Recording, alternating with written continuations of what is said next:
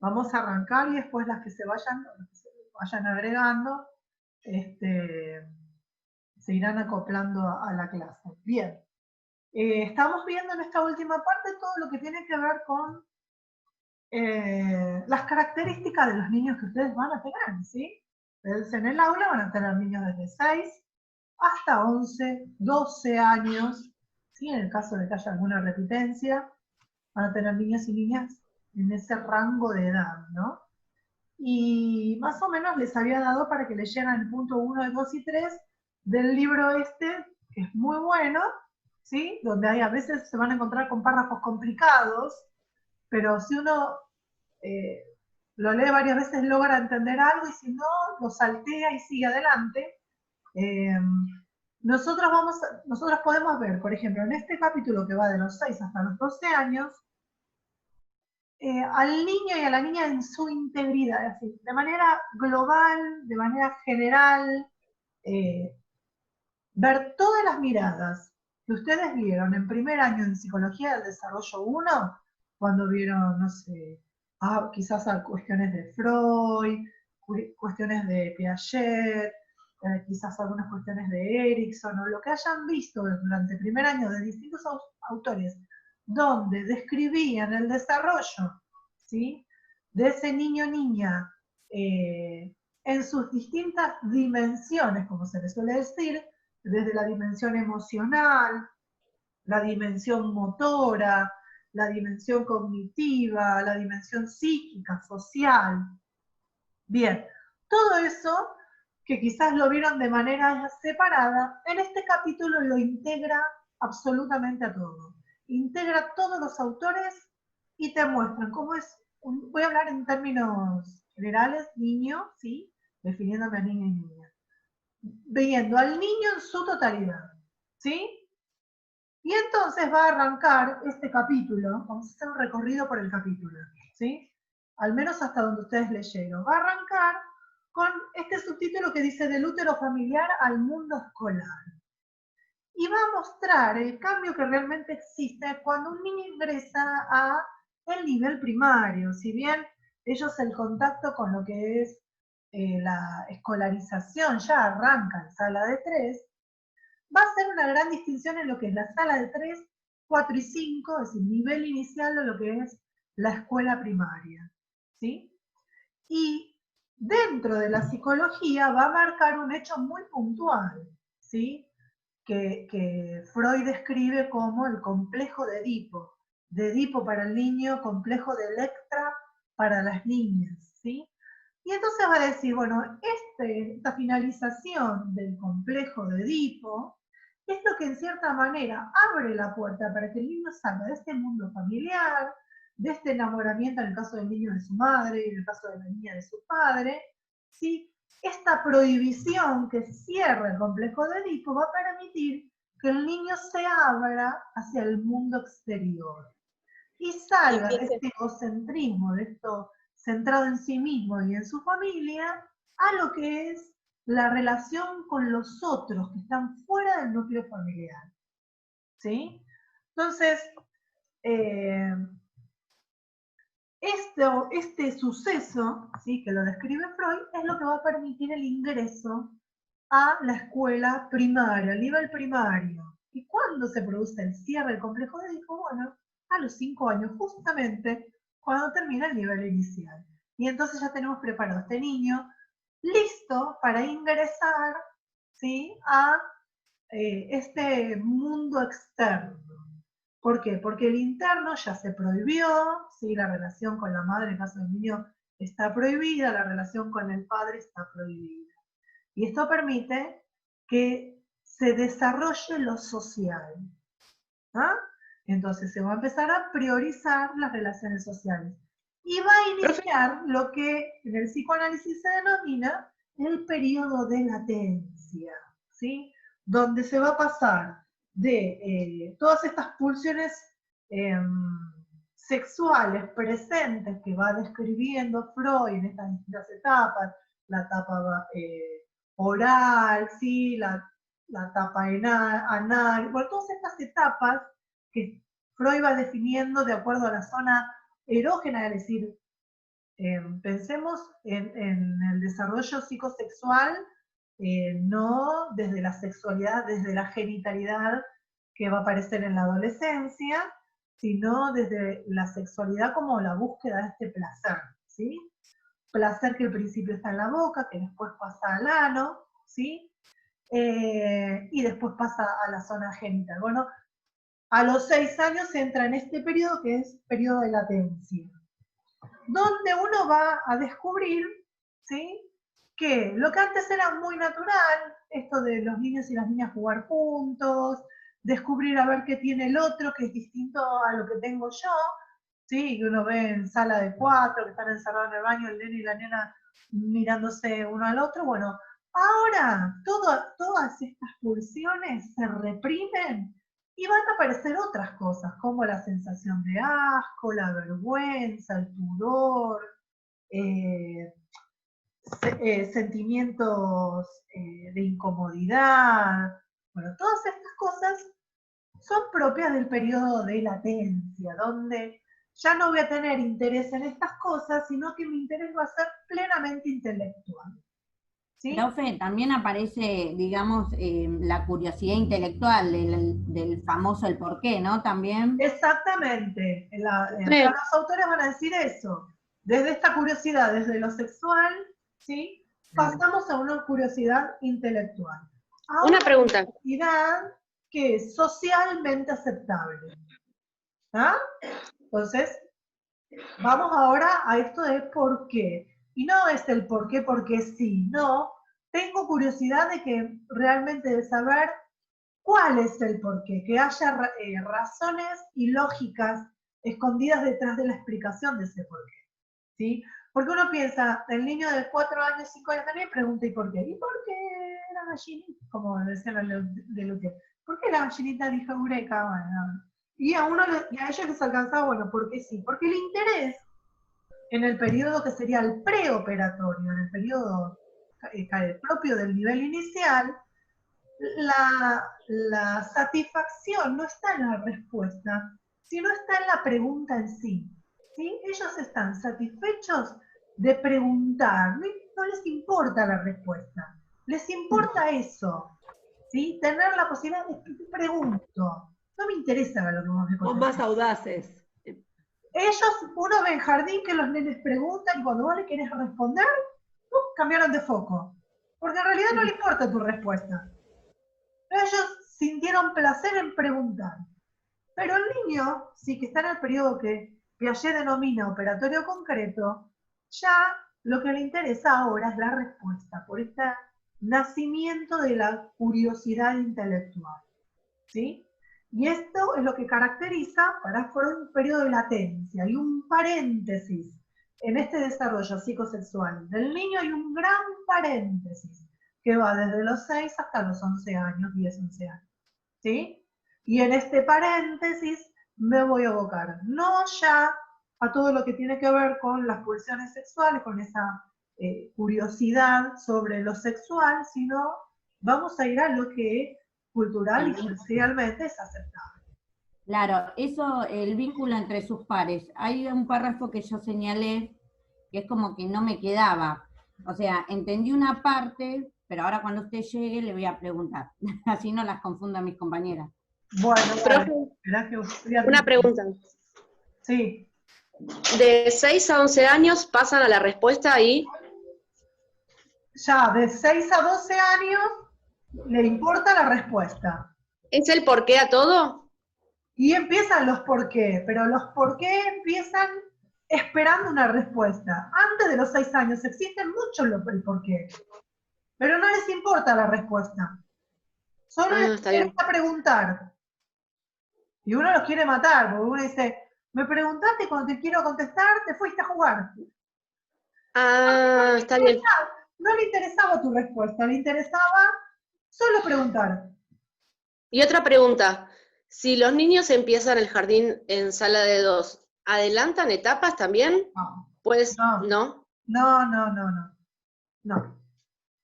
No adelantan nada. Lo único que están haciendo es socializar antes, ¿sí?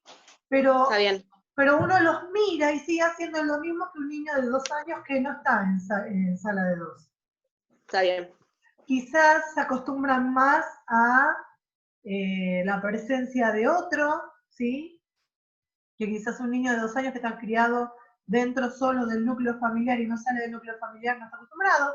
El nene que va a sala de 2 se acostumbró a otra persona que es su cuidadora, que es la seño, ¿sí? Y que no hay una sola seño, hay varias seños, ¿sí? Se acostumbran quizás a no ser el centro de atención. ¿Por qué? Porque la seño se está ocupando de mí, pero después se tiene que ocupar del otro.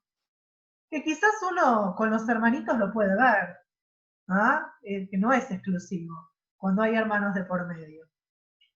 Y entonces uno ve que quizás, porque el segundo y el tercero se arreglan solos, ¿sí? Los que tienen más de un hijo van a ver eso. El segundo y el tercero se arreglan. ¿Por qué? Porque ya aprendieron en cierta manera de que en realidad mi adulto cuidador, que es mi mamá, mi papá, mi abuela, quien sea, no se está ocupando de mí solamente, no soy el ombligo del mundo, se ocupa de otros también. Y entonces aprendo a esperar, ¿sí? Está bien. Aprendo las Sí. esperas. ¿Qué Eso dicen que en la puede ser escuela lo que también, más se aprende es eso, esperar? claro, sería como una parte, digamos, del niño digamos, yo lo llamaría como una percepción, ¿o no? Porque es como que ya percibe que tiene que esperar porque no queda otra. Sí, lo va aprendiendo, es un Claro, aprendizaje. ¿Sí? Aprende que hay otro y que mi mamá no es exclusivamente mía o que la seño no es exclusivamente mía. ¿Sí? Bien. Si querés preguntarme, pregúntame. Estoy tratando de seguir, pero no pasa nada si me querés preguntar. lo que yo quería preguntar era que igual está dentro de lo que estamos hablando, pero Sí. habla sobre lo que es la madurez infantil, que cuando el chico empieza como a querer que lo acepte el otro grupo, y ahí es cuando también digamos, como que se desarrolla como un conflicto. Yo lo denomino así. Bien, sí. Va a hablar como, lo separan como en 2 etapas. Una etapa inicial que va de los 6 a los 8, 9 años, ¿sí? Y una segunda etapa que va desde los 10 hasta los 11, 12 años. ¿Sí? Donde no se inicia. ¿Por qué? Porque recién están despegando, están saliendo de ese egocentrismo. Pero ya, entre los 9 años, 10 años, ya la figura del par es muy importante. Y pensemos que es una etapa difícil, ¿sí? Sobre todo para las señas. ¿Por qué? Porque empiezan ahora la importancia de ser aceptado por el otro. Y para ser aceptado por el otro tiene que ver en mí ciertas cualidades de homogeneidad que me permite ingresar a ese grupo. ¿Sí? Claro. Esa etapa jodida, hablando en criollo, etapa de bullying. ¿Por qué? Porque si el nene es más gordito, porque se usa anteojos, porque si la nena, no sé, es pelirroja y tiene muchas pecas, cosas, ¿sí? Claro, es una etapa de homogeneidad, que como que separan al diferente. Exactamente, Claro. exactamente. Por eso pares, entraría, tenemos que ser todos iguales. claro.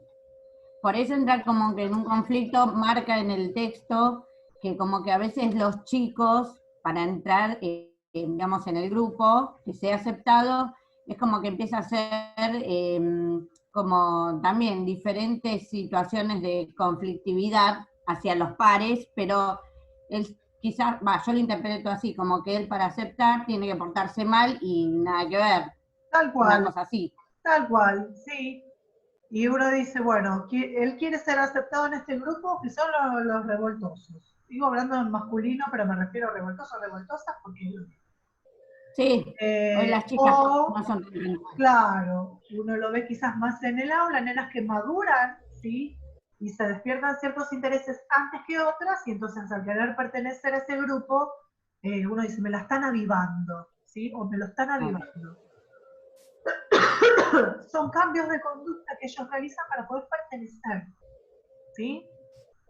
Y entonces hacen grandes sacrificios, ellos hacen grandes sacrificios para poder pertenecer, porque el par se torna en alguien fundamental para ellos.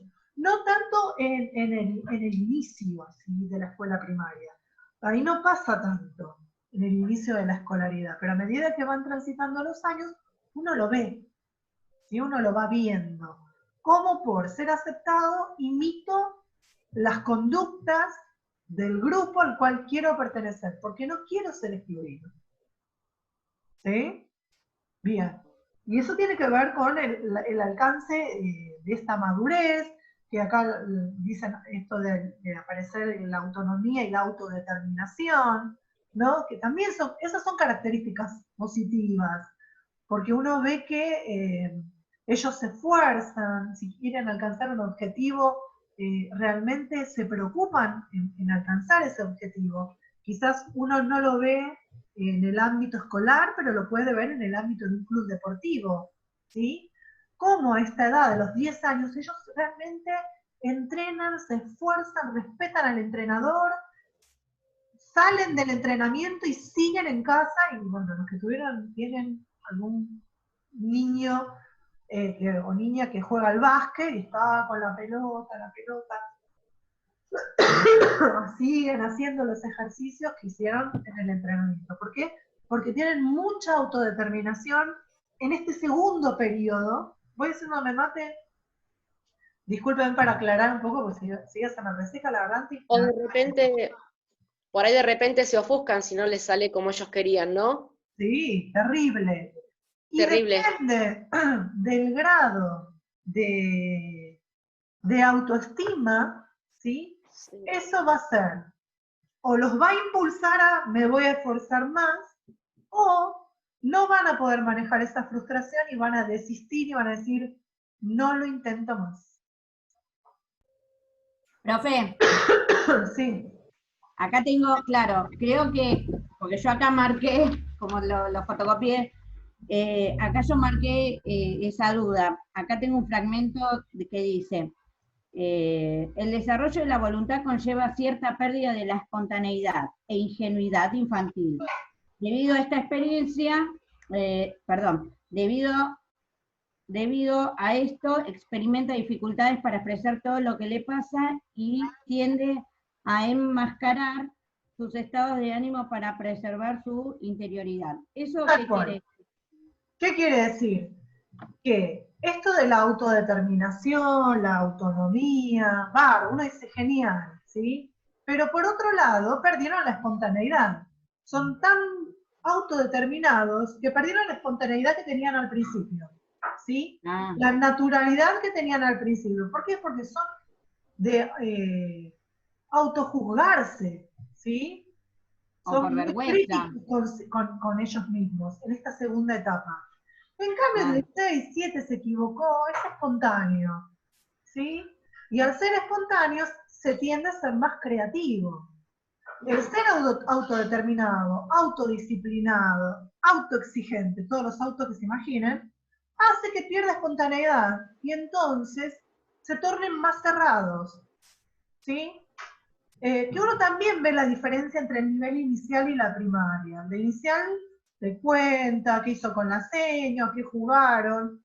Cuando empiezan a avanzar en la primaria, cada vez te cuentan menos. ¿Qué hiciste? Trabajamos.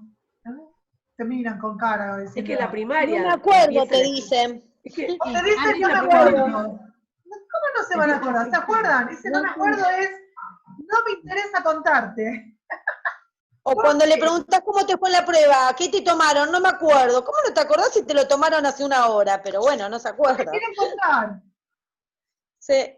Entendamos que también, a medida que va avanzando los años en la educación primaria y el niño va creciendo, se va haciendo cada vez más evidente esta separación con lo que era el hogar.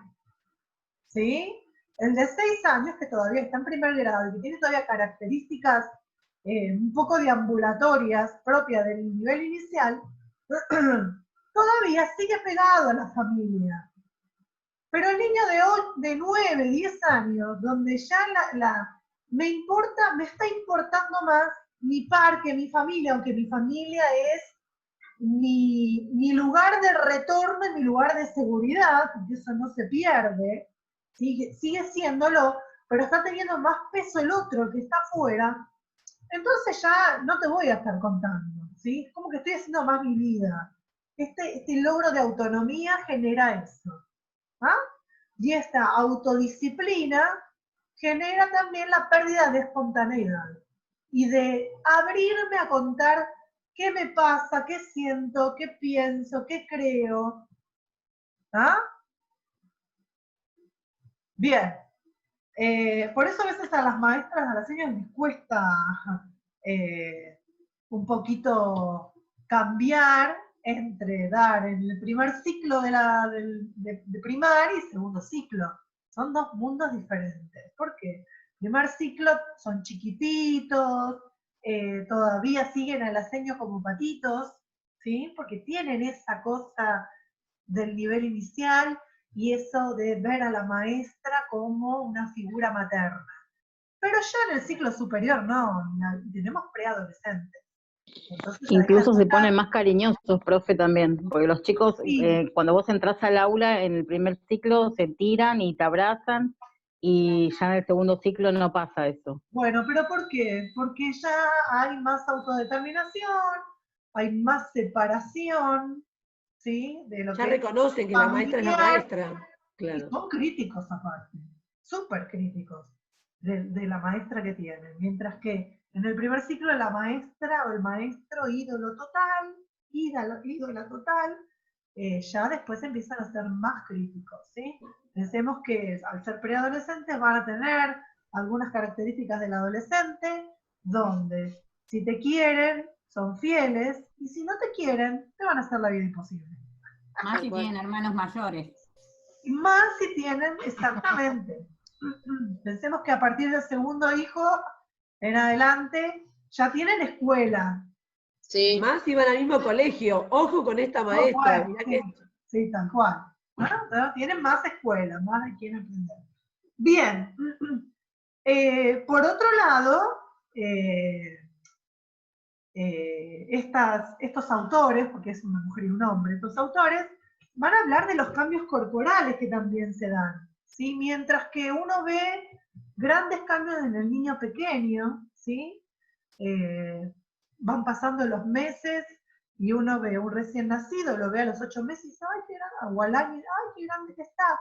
Lo ve al año y lo ve a los 3 años y dice, ay, cómo creció. Pero en la etapa primaria también hay como una latencia en el crecimiento físico, ¿sí? En el crecimiento corporal.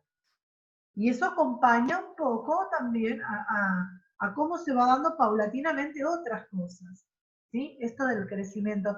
No tiene que adaptarse constantemente a cambios corporales, que después lo va a tener que hacer en la adolescencia, ¿sí? Y uno nota, uno compara a un adolescente y compara a un niño de primaria, y a lo mejor ve que el niño de primaria no es tan torpe a nivel motor como un adolescente. ¿Por qué? Hay más dominio del cuerpo en la edad de la escuela primaria porque los cambios corporales son lentos, muy lentos. Y en el secundario los cambios son más acelerados, son muy cambios rápido. muy contundentes, son cambios críticos. Y esos cambios críticos, ese cambio físico a veces no va al mismo ritmo que el cambio que tienen que hacer acomodando su imagen corporal y su esquema corporal. Entonces, como van desfasados, se tornan torpes. ¿Por qué? Porque en un año creció, no sé, 8 centímetros. Dio el famoso estirón. ¿Sí? Y entonces uno dice, claro, ¿cómo hago? Mi cerebro está acostumbrado a 8 centímetros menos, a brazos más cortos. Y entonces dio vuelta y te tiró absolutamente todo. Te tiró los vasos, se llevó por delante el banco, y uno ve torpeza. ¿Por qué? Porque el crecimiento fue acelerado. Pero lo bueno de la etapa, del periodo operatorio concreto de la etapa de la educación primaria es que los cambios son lentos. Entonces se vuelven hábiles. ¿Sí? Hay habilidad, buen manejo del cuerpo, su esquema corporal y su imagen corporal está bastante acomodada, lista para ser desacomodada de un tortazo cuando entren a la adolescencia. Claro, ahí también hablan que cuando se hacen los cambios, el desarrollo corporal, es como que, o sea, yo lo voy a decir con mis palabras, como que opaca las otras habilidades, digamos, por inseguridad y todo eso. Cuando cambian los dientes, el tema de la vista, Tal cual. todo eso, ¿no? Pensemos que hay una reacomodación, por ejemplo, visual, lista como la del adulto a los 8 años aproximadamente. ¿Sí? 8 años, a lo mejor uno ve que durante los primeros años de la escuela usa lentes, y después a los 8 o 9 años dejó de usarlo, ya no lo necesita más porque hubo madurez. Todo eso tiene que, somos un todo, así que si vamos a hablar de cambios y madurez física o corporal, eso también impacta sobre lo emocional, sobre lo cognitivo, ¿sí? Un niño que tiene 10 años va a ser mucho más hábil porque su sistema nervioso está maduro que un niño de 6. Y entonces uno no mezcla en el recreo primer ciclo con segundo ciclo. ¿Por qué? Porque lo más probable es que lo del segundo ciclo les pasen por arriba, lo del primer ciclo, sí se lo lleven puesto, los tiren, los empujen. ¿Por qué? Porque el segundo ciclo ya hay más dominio de lo corporal. ¿Ah? Y entonces como hay más dominio se atreven a más. ¿Sí? Pero a su vez eso los limita en otras cosas. ¿Por qué? Porque a nivel emocional, el pudor ya está más establecido, lo moral está más establecido, y entonces eso va a limitar otras cosas. ¿Ah? Esto de la creatividad y la espontaneidad que está en el primer ciclo. ¿Ah? Bien, venimos bien hasta ahora. La que no leyó, cuando lea le va a resultar un poquito más fácil. Sí. Perfecto, profe. Bien, después del punto 2 que dice el niño, la escuela y los agentes transmisores de cultura, va a hablar un poquito esto de la escuela, de los cambios que hubo a nivel educativo, ¿no? ¿Cómo impactó la educación de tipo tradicional? Sí, dale. Participa de una, activa el micrófono. Somos poquitas, somos 10 nada más. Siempre interrumpiendo, profe. No, No, acá dale.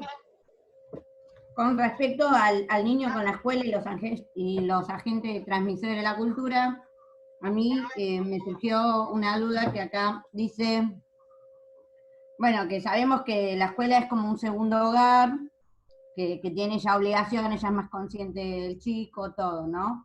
Y después habla de la aceptación, bueno, vuelve a lo mismo, a la aceptación por parte del grupo, que depende de la capacidad de manejar sus relaciones interpersonales, y por ende del grado de desarrollo yoico. Eso es lo que no entendí.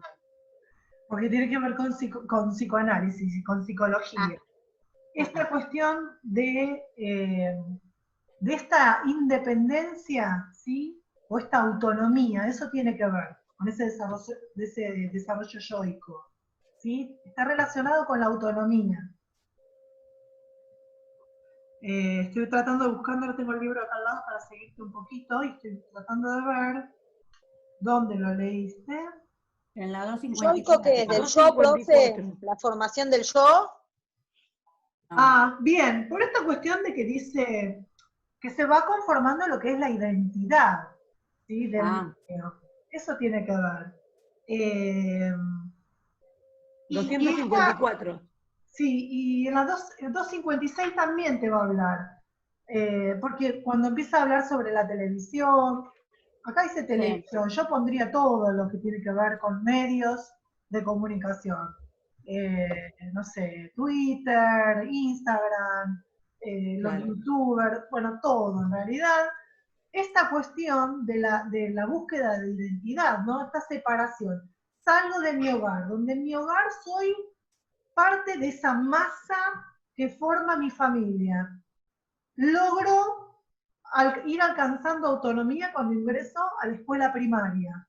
Logro la autonomía, el desarrollo de mi yo, de mi identidad, voy descubriendo quién soy, pero a la vez que voy descubriendo quién soy, en ese transitar, voy buscando figuras para identificarme. Claro. ¿Sí? No solo mis pares, sino otras figuras. Y entonces uno va a ver el cambio de lo que es la habitación de un niño de 8 años, 7, 8 años, a lo que es la habitación de un niño de 10. ¿Sí? Por eso siguen tanto los youtubers, o se copian o empiezan a hablar como hablan los otros. Exactamente, sí. Y empiezan a ¿O te gusta algún cantante? Y empiezan a hacer Sí. videos, tal cual. Sí. Sí, sí. Y si tuviese la posibilidad, o si hubiese sido otra época, de poner póster en las paredes, Las o paredes. lo que sea, y se vuelven Mm. fan de algún grupo de Sí. música. Ahora, por ejemplo, el TikTok, que los hace reflejar Oh, tanto. Exactamente. Por eso Es digo, acá habla de furor. la televisión, ¿sí? No es una edición vieja, la que yo les di, pero habla del No. televisor. Bueno, los pibes hoy en día casi ni miran tele. Nos vamos a pensar, ya no No. miran, los adultos miramos televisión. Pero yo me río porque mis hijos son grandes, mayor tiene 25, me dice, mamá, ¿qué haces frente a la tele en tu tiempo libre? Yo hace años que no miro la tele. No son consumidores de la televisión, pero sí consumen otros medios de comunicación. Y en este desarrollo yoico es la búsqueda de su identidad. A ver, Claro. ¿con quién me voy a identificar? Mientras que en el hogar eran mis padres mi único modelo, al salir del hogar encuentro otros modelos. Voy descubriendo otros modelos. Más en este segundo periodo de madurez, que es entre los 9, 10, 11, 12 años. ¿Sí? Ajá. Bien. Bueno, después va a hablar sobre el aprendizaje de la lectoescritura. De eso lo vamos a ver seguramente, aprendizaje de lectoescritura en el taller, seguramente el taller va a ser el martes 20 de octubre, que es el de dislexia, y vamos a ver un poquito todo lo que tiene que ver con el desarrollo de la lectura. Pero bueno, hay un autor brasilero que va a hablar que hay 3 componentes que tienen que ver para poder adquirir la lectura, ¿no? La lectoescritura. Por un lado, la parte perceptiva motora, es decir, yo para poder escribir necesito coordinar mi visión con la parte motriz fina, ¿sí? Necesito poder coordinar lo visual y lo manual. Esta coordinación uno ve que es pobre al principio cuando uno mira el cuaderno de un niño, la niña de primer grado, las letras son grandes, se salen del renglón, ¿sí? Y mira ese mismo cuaderno al finalizar ese primer grado y ve que la letra es pareja, respetan más el renglón, los márgenes, ¿sí? Hay una acomodación de lo visoespacial. ¿Por qué? Porque se está desarrollando y está madurando la coordinación entre lo visual y lo manual. ¿Sí? Entonces, logra un mayor control de la motricidad fina. Y por el otro lado, habla de que no solamente tiene que haber una coordinación de lo visual y lo manual para la escritura, sino de lo mnémico, es decir, de la memoria. Necesito comenzar a almacenar en mi memoria que si quiero hacer una P, la tengo que hacer así. Que si quiero hacer una O, tengo que hacerla así. Que si la voy a ver, ¿sí? Al verla la puedo reconocer. Esta que tiene forma de viborita es una S.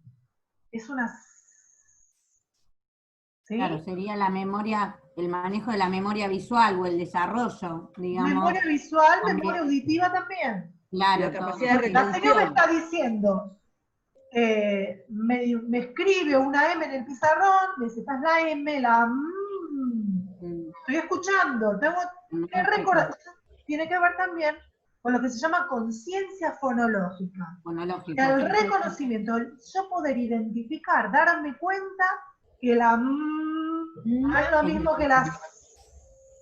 Claro. ¿Sí? Suenan diferentes. Yo me doy cuenta que son distintas. ¿Ah? Entonces necesito de la memoria, ¿sí? Que me va a permitir una buena conciencia fonológica. Después habla del aparato fonador, porque para leer necesito poder articular, ¿sí? Movimiento de huesos, movimiento de músculos, la es labial, ¿sí?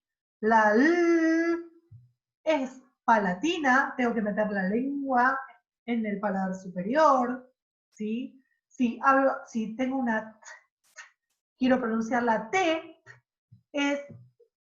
¿sí? Es lingual, pero es dental. Tengo que hacer fuerza y poner la lengua detrás de mis dientes para hacer la T, ¿sí? Decir tomate. ¿Ah? Bien, Por lo tanto, tengo que tener un buen control de todo lo que es el aparato fonador, ¿sí? Y por último habla de la organización simbólica. Recordemos que a partir del año y medio, 2 años, aparece la función semiótico-simbólica, que es la que va a dar lugar al lenguaje. ¿Por qué? Porque las palabras no guardan ninguna relación con el objeto. Yo digo mate, y la palabra mate no se parece en nada con lo que es el objeto mate, ¿sí? Por lo tanto, yo tengo que tener una buena capacidad simbólica. Tengo que haber adquirido esa función. Voy a leer la palabra casa, y la palabra casa que estoy leyendo o que estoy escribiendo no tiene nada que ver con lo que es una casa, ¿sí? Por lo tanto, tiene que haber una buena organización simbólica. ¿Ah? Y después dice que hay cosas que se adquieren de manera natural, así como se adquiere el lenguaje de manera natural, lo estamos viendo. ¿Cómo puede ser que un niño en términos de 2 años, a los 3 años haga una explosión y su lenguaje se enriquezca y pueda armar las oraciones de una manera correcta que nadie se lo enseñó? Bueno, eso es lo que va a nombrar cuando dice acá: la mayoría de los niños al comenzar el primer grado poseen algunos conocimientos y prenociones que facilitan el aprendizaje, como por ejemplo la orientación de la escritura, saber que se escribe de izquierda a derecha. Si fuese árabe escribiría al revés, si fuese china escribiría de arriba para abajo. Pero bueno, los niños van teniendo prenociones de cómo es la escritura de su lugar nativo. ¿Ah? Bueno, el uso del renglón, de los espacios, que un poquito lo van aprendiendo ya en sala de 5. Cuando la seño de 5 le dice, bueno, a las mamis, tenés que comprar este cuaderno que es de ABC, y uno lo mira y ve que al principio son hojas en blanco, después son hojas que están divididas a la mitad, tiene un renglón a la mitad, y después ven que los renglones son grandes, y uno va avanzando en ese cuaderno hasta que llega a los renglones tradicionales que utilizamos. El uso de los márgenes derecho-izquierdo, ¿sí? La seño cuando en primer grado le va marcando banco por banco, ya las veo que se toman ese trabajito de decir, bueno, ahora el título o la fecha la vas a copiar acá, y le hacen una marquita, ¿dónde? Y ahora vas a dejar un renglón, y acá abajo, y le hacen otra crucecita, vas a escribir lo que la seño va a copiar. Y a veces lo marcan en el pizarrón. ¿Para qué? Para ayudarlos a orientarse en el espacio y hacer un buen uso del cuaderno, ¿sí? Después ustedes van a ver que hay niños que les cuesta mucho eso, ¿sí? El uso de los espacios. Y a veces está asociado eso con lo que se llaman dispraxia, ¿sí? Problemas para la ejecución o la coordinación de algunos movimientos donde uno ve que el niño, su cuaderno es un caos, su pupitre es un caos, pupitre, qué palabra antigua, ¿no? Su mesa, su escritorio es un caos, ¿sí? Porque son niños que tienen dificultades específicas y uno tiene que ayudarlos de manera particular a organizarse, ¿sí? Bien, de acá, bueno, no hay nada más importante hasta que entra en lo difícil de Piaget.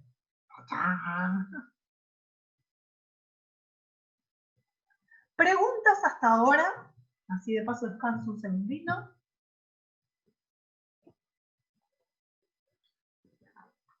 No, quedó bastante claro. Bien, No, es fácil, esta parte es fácil. Piaget lo va a explicar un poquito complicado. ¿Por qué lo va a explicar al periodo operatorio concreto complicado? Porque en realidad en 3, 4 hojitas resumió algo que es bastante extenso, ¿sí? Nosotras algo vimos, pero lo que vamos a hacer es como una especie de repaso, ¿sí? Les voy a compartir algunas imágenes, a ver si puedo.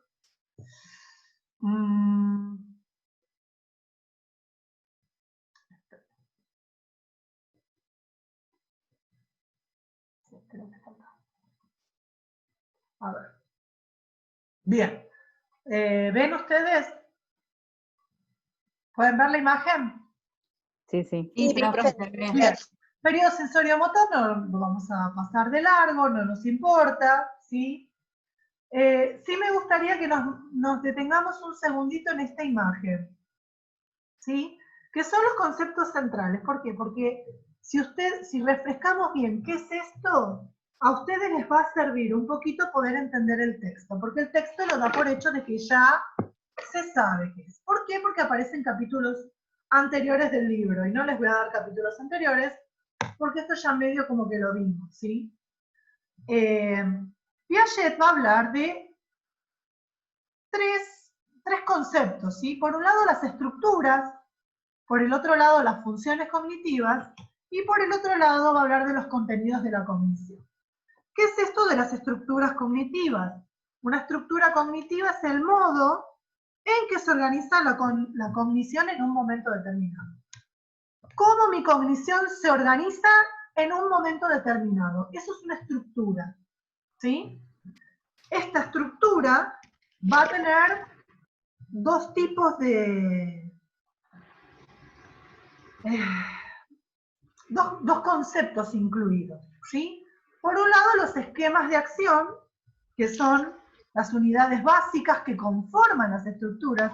Una estructura cognitiva está formada por esquemas de acción, ¿sí? ¿Qué es un esquema? Son contenidos cognitivos que pueden ser recuerdos, acciones motoras, percepción, ¿sí? Y son los que, en cierta manera, van a hacer que se gatillen entre sí, ¿sí? Por ejemplo, tomar un objeto cuando un niño es muy pequeño y chuparlo, ¿sí? No es un esquema de acción, por lo tanto, voy a repetir esta acción en todos los objetos, ¿sí? La voy a generalizar. Y por el otro lado, la operación, que la operación es propia del periodo que nos va a interesar a nosotros, que aparece a partir de los 6 años, las operaciones. ¿Qué es la operación? Una operación es cuando uno logra a las acciones que uno ejerce sobre los objetos que nos rodean, a esas acciones las voy a internalizar. ¿Sí? Bien, las estructuras cognitivas tienen leyes. ¿Sí? Estas estructuras son sistemas de transformación. Tienen leyes, a esas leyes se las llaman leyes de composición. ¿Qué es una ley? Es algo que yo voy a poner en juego al momento de tener que resolver algo. ¿Sí? Necesito resolver una situación conflictiva, un problema, algo que se me presenta. Bueno, a ver, ¿qué cosa voy a poner en juego para resolver esta situación? Después lo vamos a ver cuando veamos todo el lado que tiene que ver con las nociones de conservación, ¿sí? Conservación de sustancia, conservación de peso, conservación de volumen. ¿Sí? ¿Qué es lo que yo pongo en juego, ¿sí? En este sistema de transformación para poder resolver esto que se me está presentando? Bien, después aparece acá lo que es funciones cognitivas. Estas funciones cognitivas son las invariantes. Son aquellas cosas que no cambian. Mientras que las estructuras, ¿sí? Están en constante construcción, ¿sí? Es como si se fueran modificando. Hay cosas de las estructuras cognitivas que no se modifican. Y esas cosas que no se modifican se llaman invariantes, ¿sí? Porque no varían. Y ahí tenemos, por ejemplo, la organización, la forma en que están acomodadas, ¿sí? O entrelazadas los distintos componentes que forman las estructuras cognitivas.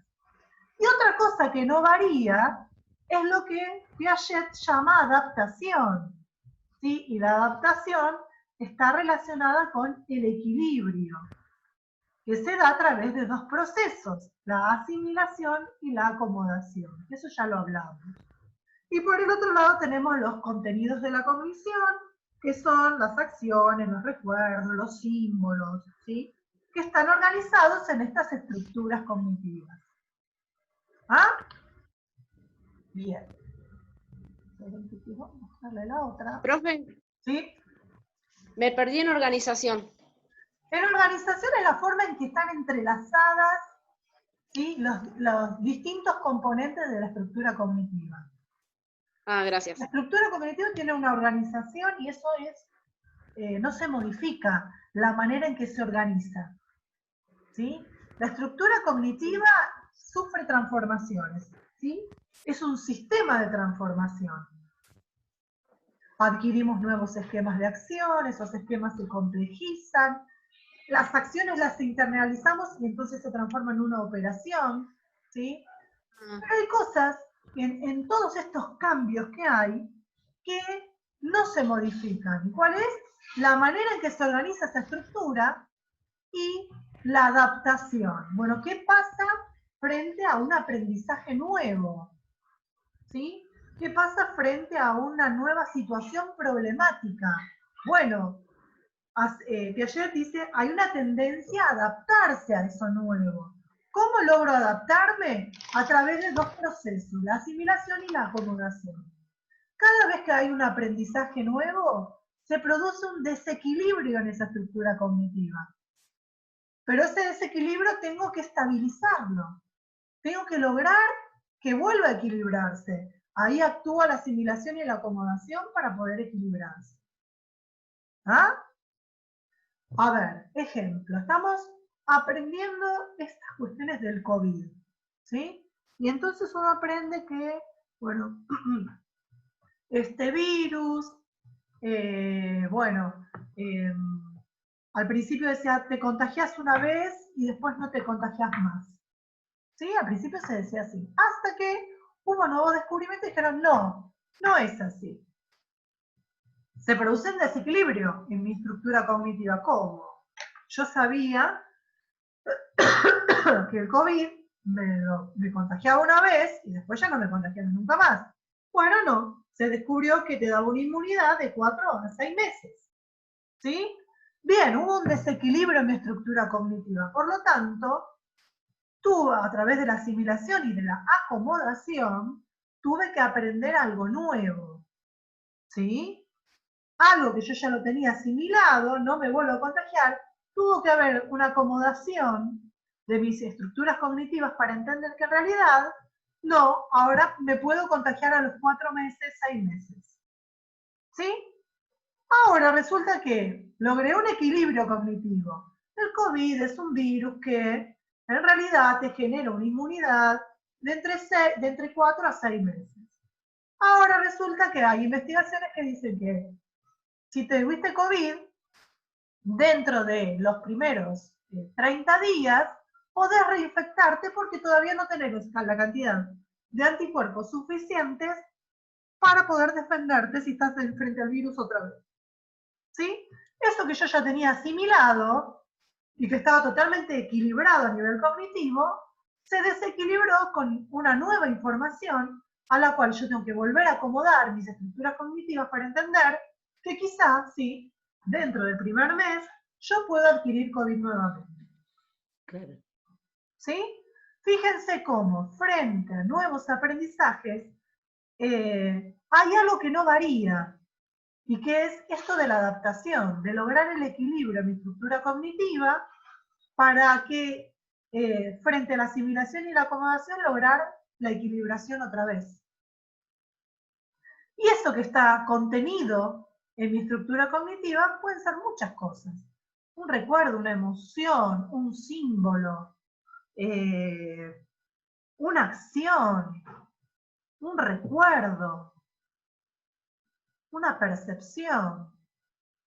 ¿Ah? Todo eso son contenidos que están dentro de mi cognición, están en forma de estructuras, ¿sí? Que sufren transformaciones, pero que a su vez tiene dentro de esas estructuras cosas que no cambian. Una es la organización, la otra es la adaptación. Quiero pasar a la siguiente y no sé cómo cerrar. Esperen. Esperen que voy cerrando acá. Ahora sí. Bien, después de el periodo sensorio-motor, habíamos visto que seguía el periodo preoperatorio, ¿sí? Donde es un tiempo que justamente coincide con el ingreso al nivel inicial, ¿sí? Donde hay una preparación hacia las operaciones concretas. Todavía no apareció la operación, no hay internalización de las acciones, pero sí hay algo fundamental, que son las representaciones. Hay tres bisagras fundamentales en la teoría de Piaget: las acciones, las representaciones y las operaciones. Las acciones propias del periodo sensorio-motor, ¿sí? Donde yo voy aprendiendo las cosas que me rodean a través de acciones, ¿sí? Acciones sobre mi cuerpo, acciones sobre objetos, acciones utilizando un objeto para alcanzar otro objeto, ¿sí? Acciones. Aparecen luego las representaciones a través de la función semiótica o simbólica, donde puedo comenzar a generar imágenes mentales de esa acción, ¿sí? Si no aparece la representación, que se manifiesta a través del lenguaje, el dibujo, el juego simbólico, la imagen mental, ¿sí? Si la imitación diferida fuera del modelo, si yo no logro desarrollar todo esto y que es propio del periodo preoperatorio, no voy a lograr alcanzar el periodo operatorio, que es el que más nos importa a nosotros.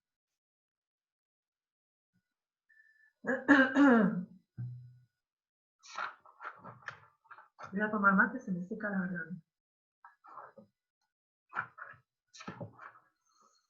¿Vamos bien hasta ahora? Algunos dicen el periodo preoperatorio es un periodo de transición. Bueno, es mucho más que un periodo de transición, ¿sí?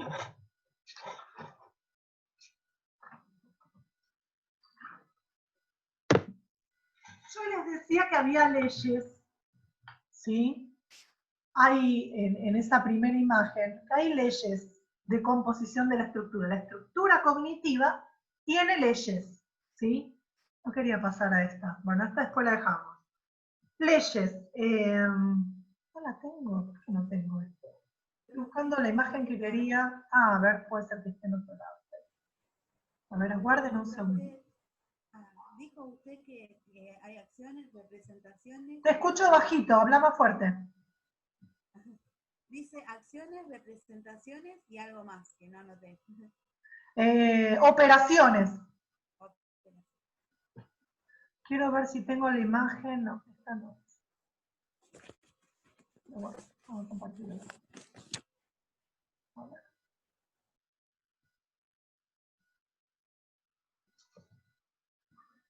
Bueno, este cuadrito, ¿sí?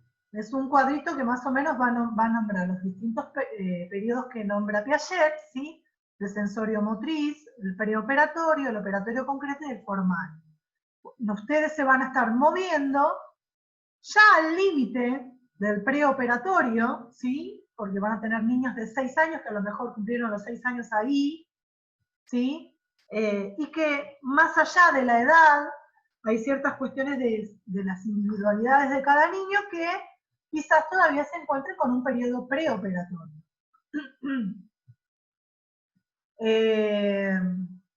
Bueno, acá van a tener, total les va a quedar en el video, las características del preoperatorio y las características del operatorio. Pero no, quería hablarles de otra cosa, pero no importa. Vamos a pasar al operatorio directamente y entender un poquito qué es una operación. Nos vamos a olvidar un poquito de este cuadro.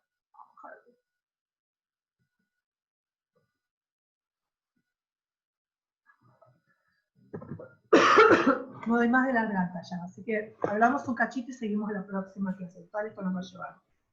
Profe, esto que, sí, tome un poco de agua, si no le va a empezar a... Estoy con el mate a full, pero se me reseca la garganta. Y me da miel. Me agarra ataque de tos. Pero bueno. Profe, ¿esto es lo que usted estaba mostrando, lo va a compartir en el campus? Estoy grabando todo para subirlo Ah, después a YouTube y les comparto el link en el campus y en el grupo de WhatsApp. ¿Ah? En las dos cosas, y yo todo lo grabo. Bien, esperen que estoy tratando de organizar mis pensamientos. Lo que caracteriza a las operaciones, dijimos 3 bisagras fundamentales en Piaget: las acciones, la representación a través de la función simbólica o semiótica, y después hay algo que hace que se pase a otro nivel, ¿sí? Que sufra una reestructuración, estas estructuras cognitivas, y se vayan complejizando más. ¿Qué es? Es la reversibilidad. Esta posibilidad que tiene el periodo operatorio de hacer el camino inverso de algo. ¿Sí?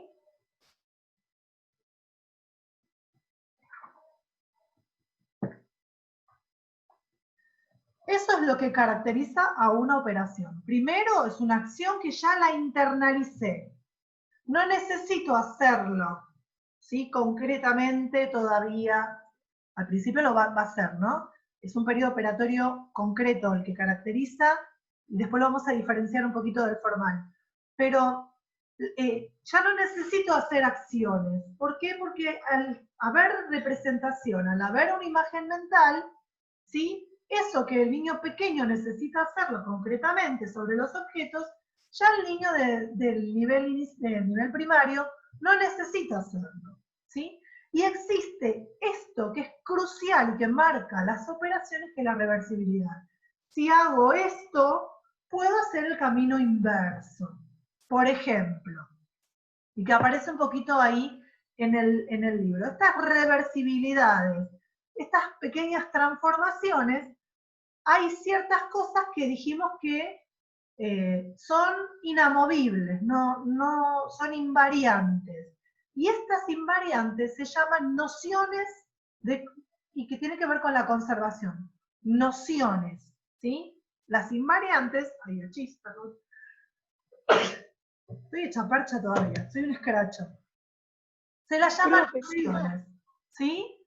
Nociones de conservación, cosas que se conservan. En medio de un montón de transformaciones, hay cosas que se conservan y no se modifican, no varían. ¿Cuáles son esas conservaciones?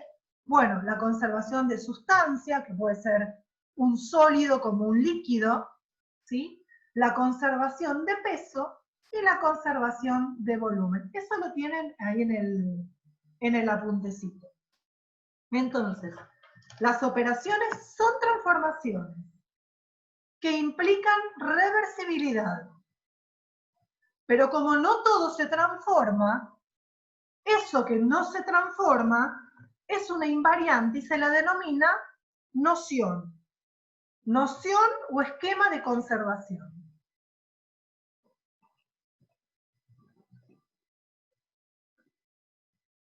Y entonces, esas cosas que son reversibles, esta reversibilidad, algo nuevo que apareció, que en realidad se viene gestando desde antes, ¿sí? No puede haber reversibilidad si no hay permanencia de objeto, ¿ah?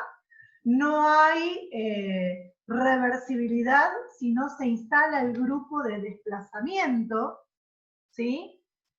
Bien. Todo esto se viene construyendo ya desde antes, pero surge y se consolida en este periodo, en el periodo operatorio. Y van a ver que en esta reversibilidad, esto nuevo que aprendí, esto de que si voy para allá o si realizo tal acción, puedo hacer la acción opuesta. Por ejemplo, si puedo sumar, puedo quitar, puedo restar, ¿sí? Y volver al punto de origen. Si puedo multiplicar, puedo dividir, ¿sí? Si puedo potenciar 3 al cuadrado, puedo hacer la radicación, es decir, la raíz, puedo hacer el mismo número, pero en vez de ser elevarlo a la potencia al cuadrado, hago la raíz cuadrada y vuelvo al punto de origen. Eso es reversibilidad, ¿sí? Pero hablamos de reversibilidad en el pensamiento del niño. El niño, en la edad del periodo operatorio concreto, tiene que tener un pensamiento reversible. Si no logra la reversibilidad, no va a alcanzar lograr todos los contenidos propios de la educación primaria, porque exige reversibilidad. No alcanza con que aprenda a sumar, necesita aprender a restar. ¿Sí? Bien, Piaget va a decir que hay dos tipos de reversibilidad. Por un lado, la reversibilidad que es por inversión. Si yo tengo 3 más 1, me da 4. Si a 4 le quito 1, hago el camino inverso, ¿sí? Obtengo el principio, obtengo el número 3. A una reversibilidad por inversión, vuelvo hacia atrás. Si sumé, al restarle, puedo volver a lo que tenía al principio. Si tengo una bolita de plastilina y esa bolita de plastilina la estiro, puedo volverla a transformar en una bolita y obtener lo que tenía en el principio. Y el otro tipo de reversibilidad que nombra Piaget es por reciprocidad. Y esa es un poquito más difícil de entender, pero después la vamos a ver después bien. Creo que en el libro hay ejemplos de reciprocidad.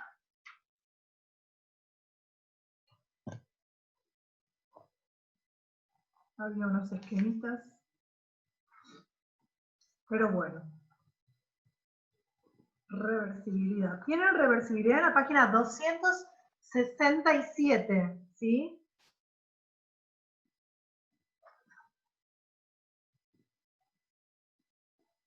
Bueno. Después se la busco bien el ejemplo. Piaget va a nombrar acá, y ahí sí la voy a compartir, a ver si puedo ahora. Profe, ¿quiere que lea? Yo acá tengo la página. Dale. En la 267, donde dice agrupación, reversibilidad, ahí, acá dice Piaget señala que, sería como el primer párrafo de la agrupación de... Es muy difícil comprender cómo el individuo agrupa de manera precisa sus operaciones y por consiguiente transformar sus representaciones intuitivas en operaciones transitivas, reversibles, idénticas y asociativas, sin el intercambio de pensamiento, y entre paréntesis con los otros. Eso es lo que señala Piaget. Sí, pero era otro lo que yo buscaba. Profe, no es que el ejemplo no es si A es igual a B y B es igual a C, A es igual a C. Bueno, exactamente. Ese me parece que... Ese es el otro, por asociatividad. Si A es igual a B y B es igual a C, A es igual a C. Sí, yo quería pensar un ejemplo más concreto, pero no importa. Ya se me va a ocurrir, tengo la cabeza quemada. Bien, vamos a dejar acá, ¿les parece? Son 11:30. Ya. Bueno. Después seguimos en la segunda parte. Si la clase que viene vamos a ver todo esto que aparece acá, sobre la diferencia entre agrupación y grupo, ¿sí? Que son otras de las diferencias entre el periodo operatorio concreto y el formal. Entre las diferencias que hay es que en el operatorio concreto se produce lo que es un agrupamiento y en el formal se produce lo que son los grupos. Por otro lado, como la palabra lo dice, en el operatorio concreto se trabaja sobre objetos concretos, ¿sí? No es que el objeto lo tiene que tener sí o sí para poder trabajar, pero sí tiene que ser un objeto real. En el periodo operatorio formal, que es propio de la adolescencia, a nivel medio o secundario, trabajan con lo que se llaman proposiciones, ¿sí? Con frases, ¿sí? Frases que pueden ser afirmativas, trabajan con hipótesis, ¿sí? Una hipótesis es una afirmación. El adolescente tiene esa posibilidad. ¿Qué quiere decir? Que el niño que está en el operatorio concreto no realiza hipótesis, sí realiza hipótesis. pero esas hipótesis son muy rígidas. Distinto en el nivel secundario del adolescente, en el periodo formal, donde las hipótesis son más flexibles, ¿sí? Y donde uno pide que argumente y puede argumentar. El de primaria realiza hipótesis, pero les cuesta mucho más ser flexible y argumentar sobre esa hipótesis. ¿Ah? Hay hipótesis, pero el adolescente trabaja más sobre ideas, pensamientos, que no tienen por qué ser cosas reales. ¿Ah? Es más, lo real lo cuestiona, cosa que el niño que está en el operatorio concreto no puede hacer. No puede cuestionar lo real. ¿Sí? Es más, lo real es lo que mueve al resto de las cosas. ¿Sí? En base a lo real hipotetiza, en cambio el adolescente no. Lo real está todo sujeto a juicio, a ver si están así o no. ¿Sí? Por eso cuestionan más los adolescentes. El de primaria no. Vos le decís, ¿es así? Te dicen, sí, es así. Si la seño lo dijo. El de secundaria no, porque trabaja más sobre proposiciones. ¿Sí?